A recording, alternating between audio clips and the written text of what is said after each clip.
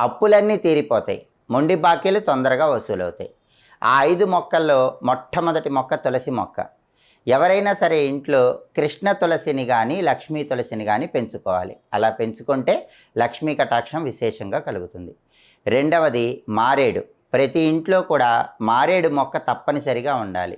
ఏ ఇంటి ఆవరణలో అయితే మారేడు మొక్క పెంచుతూ ప్రతి శుక్రవారము కూడా మారేడు మొక్క దగ్గర దీపం పెట్టి శ్రీ వృక్షాయై శ్రీనివాసాయై నమః అని 11 సార్లు చదువుకుంటారో ఆ ఇంట్లో లక్ష్మీదేవి గల్లు గల్లుమని నాట్యం చేస్తుంది. ఆ తర్వాత మూడవ చెట్టు ఉసిరిక చెట్టు.